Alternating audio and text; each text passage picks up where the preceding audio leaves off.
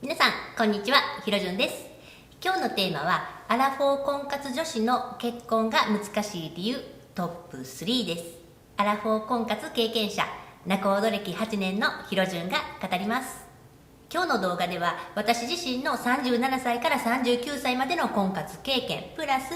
仲人としての8年間の経験を踏まえて婚活現場のリアルなお話をしていきます。今から話す結婚が難しい理由3つをなるほどなと思ってもらえたら、これからの婚活の中にすぐに活かしてもらえる内容になっています。私ね、仲人やってみてね思ったんですけど、婚活のつまずきポイントってね、大概みんな似てるんですよ。で、ここでつまずいたな、困ってるなっていうことって私もね大概経験してることなんですね。私自身がそういうのを経験しながら結果的には39歳で一回り年上の男性とお見合い結婚したわけなんですけども、その選択をしてその後どうなっているのかとかも含めて具体的な例を挙げてお話をしていきます。この動画に何かしらうなずけるなと思う部分があったならこの動画も見てもらうと役に立つやろうなと思うのを一つ紹介させてもらいますね。アラフォー婚活女子の勘違い手遅れになる前にという動画です。それの URL は説明欄の方に貼っておきます。この動画を最後まで見てもらったら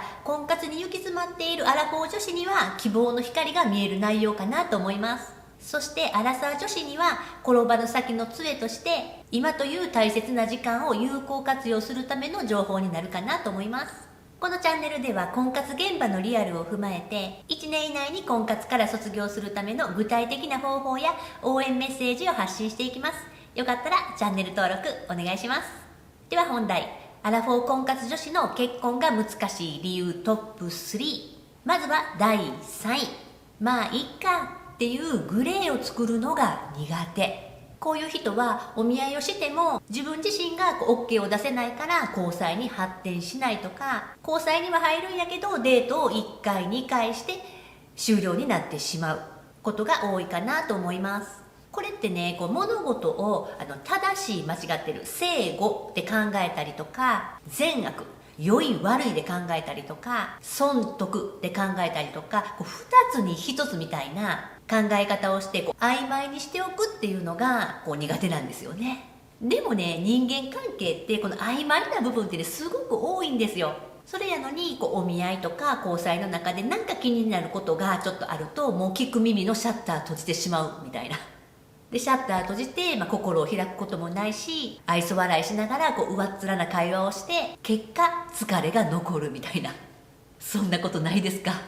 例えばお見合いでパッと会ってね、服装がちょっとだらしなかったと、ないわ終わりみたいなんとか、表情とか挨拶の仕方とか、お見合い場所へのエスコートの仕方とか、会話のチョイスや笑い方、そういうのを一個一個ね面接官のようにチェックしてしまってるんですよね。で丸×をつけていって×が見えた時点で終了みたいな、極端な話ですけどね。お見合いってね面接ではないので、目的はね一緒に楽しい時間を共有するっていうことなんですよ。だから会話の中で何を確認するというよりは、たわいのない話で何かしらフィーリングの確認、空気感の確認っていう感じなんですよ。はっきり言ってね初対面の一発勝負の出会いで気になる部分が一つもない人なんてねないんですよ。っていうことはね聞く耳も持てないし、心を開ける人なんていつまでたっても現れないってことになってしまうんです。じゃあこういう人はどうすればいいかっていう対処法について、絶対に譲れないもの以外はどんなに気になることでもそうなんやと一旦受け止めてみる。そしてひとまずはいっかと思ってみる。例えばね、具体的な私の例で言えば、私と旦那さんのね話になるんですけど、お見合いの時にね旦那さんが遅刻してきました。ないわと思ったけど、ひとまず遅刻してきはったなと受け止めた私で、お見合いして話してみたらもう一回会ってみようかなっていう気持ちになった。で初めてのデートでまた遅刻してきて、ついでにちょっとお金下ろしに行きたいんでコンビニついてきてもらっていいですかって言われました。私の常識からしたらはあって感じなんですけど、それもひとまずそういう人なんやなと受け止めました。でこんな種類の話いっぱいあるんですけどね、その日はフグを食べに行こうってなってて、お店に着いたら席をね、奥の席を私に勧めてくれることもなく、旦那さんが、奥の席にさっと座ってオーダーする時には私に飲み物どうするとか聞いてくれるわけでもなく、あ、僕ビールって何それって感じでしょ。でも私はそういう人なんやなと。私もね、自分の注文ぐらい自分でちゃんとできるので、じゃあ私もビールでみたいな。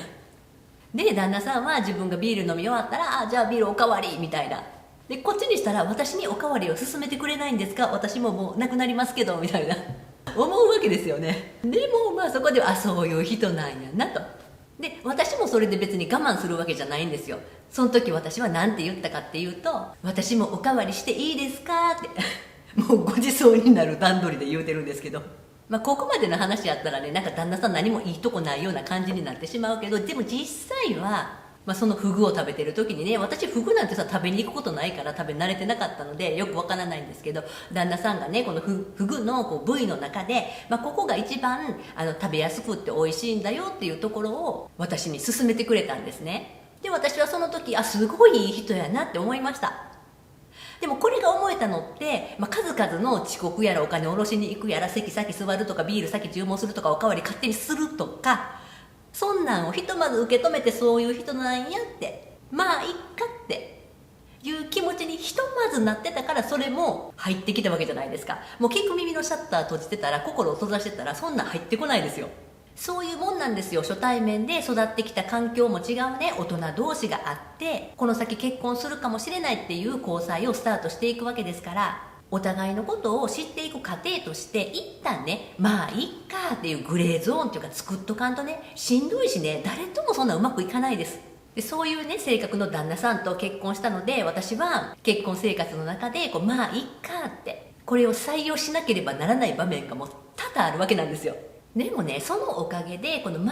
かを採用することに慣れて、自分の人生にそれを取り入れたら、私自身の生活がね穏やかなものになっていったんですよ。これって旦那さんのおかげですよね。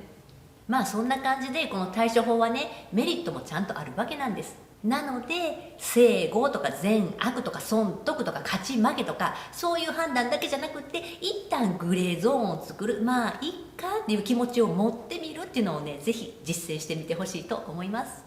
続きまして第2位、自分からが苦手、相手に期待してしまう。こういう人の傾向としたら、お見合いして交際にはなって、なんか LINE とかのねやり取りとかしたり、デートもしたりしてるんやけど、なんか楽しくない、義務感で交際しているような感じってなってるように思います。交際しているお相手が会おうとしてくれない、私にあんまり興味を持ってくれない、私の言ってることを理解してくれない、そんな風にくれないという思考になってしまってしんどいんですよ。なので自分からっていう発想。婚活ってね、合わないことには先に進まないわけじゃないですか。どっちから誘ってもいいじゃないですか。自分から会いたいです、もっとあなたのことを知りたいです、私のことも知ってほしいです、私はこう思ってるんです、自分からっていうのがね、すっごい大事なんですよ。でもこれができない人すごく多いんですよ。なんで私からしないといけないんですかみたいな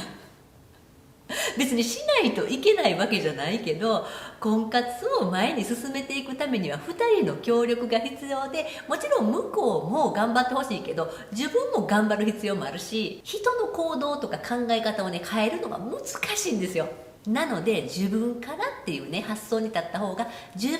が楽です。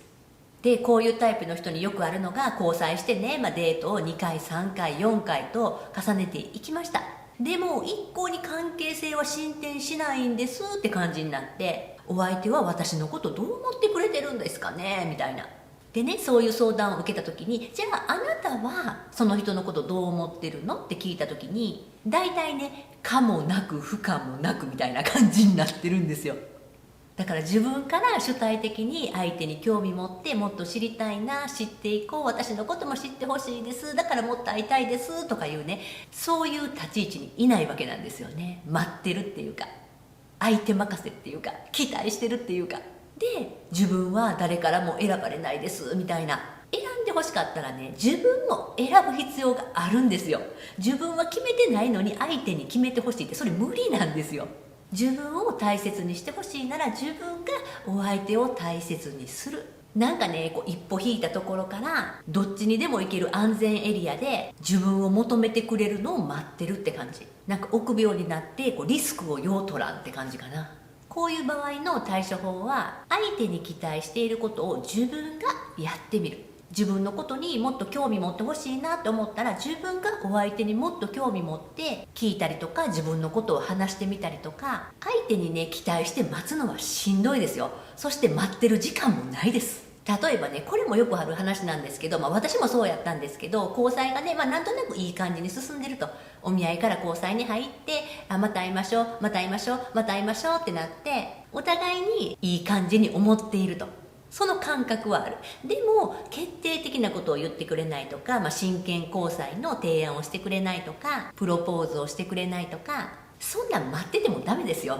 実際私もね、旦那さんと結婚した時ってのんびりした人なので、何にも前に進めてくれないです。なので私の方がうちの親に会ってほしいとか、ご実家のご両親に会わしてほしいとか、じゃあそれをいつにするのかとか、そんなんね全部私がね提案しても前に進めていきました。そんなん言うたら入籍とか引っ越しとか結婚式のこととか新婚旅行のこととかも全部です。これねでもアラフォー女子の婚活ではね結構あるあるですよ。いいやん別にそんなんどっちが進めていったって。もうなんならこの人にプロポーズしてほしいと思ったらプロポーズしてほしいって言ったらいいんですよ。それくらいの自分からっていう感じがないとなかなかアラフォー婚活は前に進みにくいです。では第1位、現状を変えたくない、何かを手放すのが苦手。こういう人は交際してても真剣交際に進めなかったり、成婚の決断ができなかったりするんですよ。結婚はしたいけど仕事は辞めたくない、住むところも大きくは変えたくない、今までの生活は極力守りたい、自由な時間も確保したい、お料理や掃除洗濯、今まで以上にそんな大きな負担は負えません。もし仕事辞めてこの人との結婚がうまくいかなくなったらどうしたらいいんですかとか、仕事辞めて遠くに引っ越ししてその人との結婚生活がうまくいかなかったらどうしたらいいんですか、周りに友達も親戚も誰もいないですとか、子供が生まれたら私の生活ってどうなるんだろうとか。未来は誰にもわからないし、幸せの確証なんてないんですよ。誰かが決めるものじゃなくて自分たちで作っていくものなんで。そして現状をね変えるのが結婚なんですよ。今まで一人で過ごしてきた時間を二人で新たに別なものとして作っていくわけなんですよね。あなたが A さんでお相手が B さんとしたらA になるんでも B になるんでもなくってお互いに重なり合う C の部分を一緒に見出していくっていうか、お互いに変わるのが前提なんですよ結婚って。それをこの人とやったらやっていこうと思えるかどうかっていうところなんですよ。結婚したい、変わりたいって思いながら、その反面現状を変えたくないっていう気持ちもねそういう人は持ってるんですよ。そこに気づいてそれを手放さないことには次に進めないんです。それってねこんな感じなんですよ。仕事もね手放したくないし、自分の今持ってる生活環境も手放したくないし、でも結婚もしたいけどこれが話せないからつかめないみたいな感覚としたらね、捨てるんじゃなくって一旦横に置くって感じなんですよ。別に仕事だって一旦辞めたってまた仕事ってすることができるし、今はその環境がベストって思ってるかもしれへんけど、一旦手放してこれも手放して新たなものを掴んだ時にまた新たな世界が見えるんですよ。こういう人のね、対処法としたらこんな風に考えてみてほしい。現状を変えたくないなら結婚を選ばなくてもいいんですよ。どっちでもいいんです。自分が好きな方を選べばいいわけやから。結婚しない人生もありです。それをね今決めれます？結婚しない人生ね、結婚っていうのはもうないと、自分の未来にないっていう風に決めれます？決めれるんやったらもう今すぐ婚活やめてください。うだうだね時間がもったいないです。でもそれを決めれないなら潔く今持ってるものを手放して進んでみる。そうじゃないと、なんであの時行動せえへんかったんかなっていうチャレンジしなかったね後悔が残るような気がするんですよ。私自身の選択はねまさにこれだったんですよ。チャレンジしなかったことを後で後悔したくないってね、結婚したいと思った自分でも結婚したことないから未知数、子供が欲しいなと思った自分、子供を持ったことがないから未知数、それがほんまに幸せな生活かどうかなんて分かれへん。でもチャレンジしなかった自分になりたくないなって37歳38歳39歳の私は思ったわけですよ。まあなんやったら進んでみてチャレンジしてあかんかったらやり直しも効くわけじゃないですか。でもチャレンジしなかった後悔だけはしたくないなって思ったんですよ。まあそんな感じでね進んでみて今結婚9年目ぐらいですけど、ほんまさっき言ったみたいに知らなかった世界がね広がった。仕事にしても今の旦那さんと結婚したからこそ自分のやってみたいなって思ったことに挑戦して、好きにしていいよって言ってくれる旦那さんやったからで、今この結婚相談業っていうね婚活応援8年やってるわけですよ。こんなんね婚活中は思ってもみなかったですよ。なのでいろんなものを手放すことによってまた新たな想像もしてなかったものが手に入ったりするんですよ。なので必要以上に怖がることはないかなと思います。ではまとめ、アラフォー婚活女子の結婚が難しい理由。第1位は現状を変えたくない、何かを手放すのが苦手。わかるけどアラフォー婚活はねもう潔さが必要です。思い切りが必要です。第2位、自分からが苦手、相手に期待してしまう。相手に期待するのはやめましょう。どっちから動いたっていいわけやから、自分が動いた方が自分から行動した方が楽です。楽やし自分自身が望む結果がより早く手に入ると思います。第3位、まあいいかとグレーを作るのが苦手。これはねもう騙されたと思ってね一回取り入れてみてほしい。まあいっかっていうのを自分の人生に取り入れたところで大してね損もしないしメリットの方が大きいなって私は感じてます。今日のお話はどうだったでしょうか。当てはまるものはあったでしょうか。これは当てはまってたとしたら別に落ち込む必要は全然ないです。これって自分の気持ち一つで変えられることなので、自分次第で現状を良い方向へ進めることができるってことなんですよ。3つの理由に対してのそれぞれの対処法もお話ししましたので、ぜひ取り入れてみてほしいと思います。今後の動画でも婚活に役立つリアルなお話をしていきます。最後までお付き合いいただきありがとうございました。この動画が何かしら役に立ったなと思われる方は評価やチャンネル登録ぜひお願いします。じゃあまた。